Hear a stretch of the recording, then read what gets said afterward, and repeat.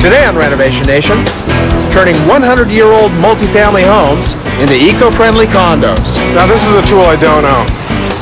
I don't have a need for it, but that doesn't mean that I shouldn't own one. Come on. Then, spray-on foam insulation with no harmful chemicals whatsoever. Can you eat it? You can eat it. It's salty and gritty. It is salty. And later, green roofs that cool down Chicago's buildings, starting with City Hall. It was actually 74 degrees here. It was 152 on the black tar side. Our nation has a challenge. How do we renovate our homes in a way that's in sync with the planet? I'm Steve Thomas, and together we'll find the answers on Renovation Nation.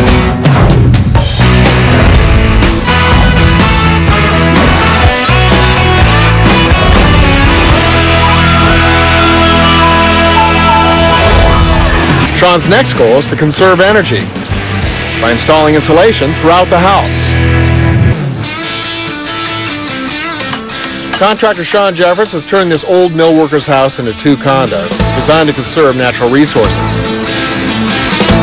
He's installing a rainwater collection system to save water and is about to put in a high-performance insulation product to save energy. Since he's just begun installing the insulation, most of his walls are still bare. Now here you can see the old framing. That's right.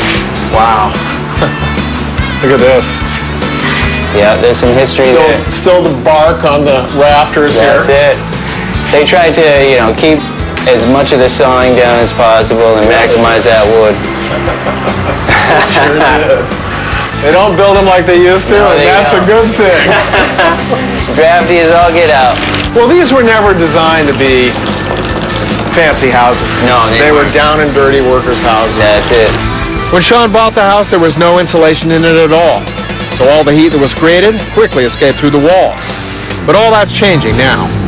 Insulation you're using, which is still wet, what is this stuff? This here, Steve, is a product that's called Aircrete. They call it Aircrete because it's cement-based foam. What's in it exactly? Well, they've got a... Is it a polyurethane foam? It's not a polyurethane foam. There's no petroleum.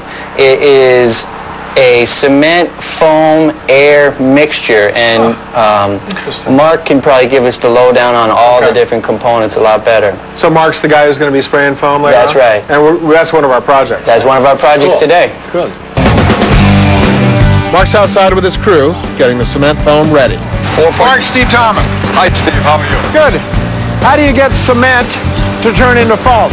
What we do is we make air bubbles, and then we wrap them with cement. So we run an agent in there, an expanding agent, and when it comes out, it's full of bubbles. And then the cement comes in through an orifice here, which sprays over the bubbles. So it's not petroleum-based. Non-petroleum, no. It's got no petrochemicals or anything else. Nothing, no harmful chemicals whatsoever in it.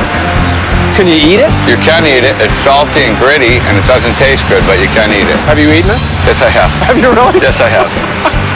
I have. You want to eat some more? I'll eat a little bit for you, all right? All right. Is that your sales pitch? No, I don't eat it all the time. I really don't. But it is. It's really salty. Is it? Yes.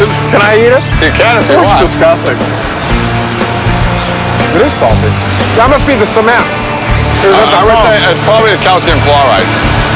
The what? Calcium chloride. It's awful. So the foam's not good for eating, but how about shaving?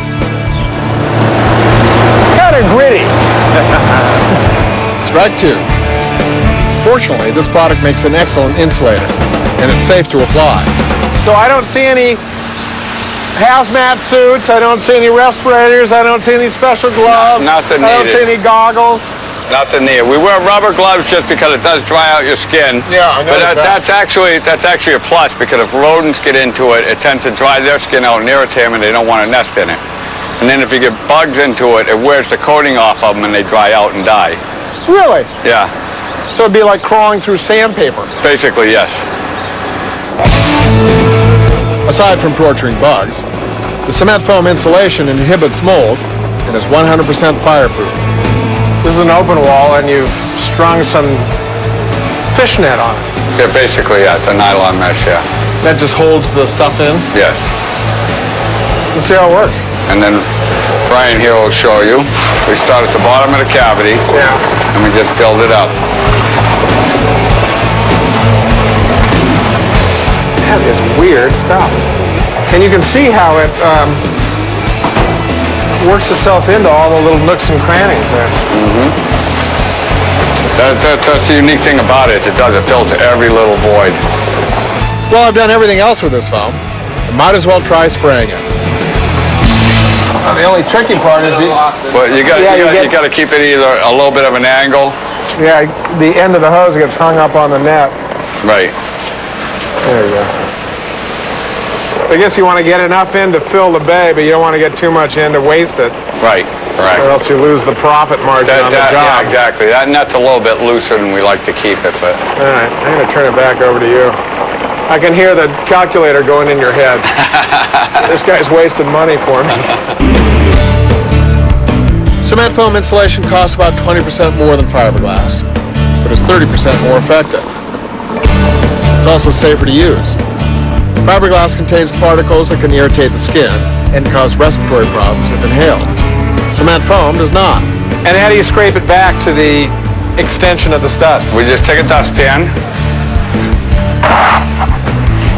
and slide it straight up. That's amazing. Well, this is great stuff. I've never seen it before. Thanks for showing it to us. Best of luck to you. Oh, thank you. And I hope I see more of this stuff. Yeah. Well, did you want a doggy bag to take home?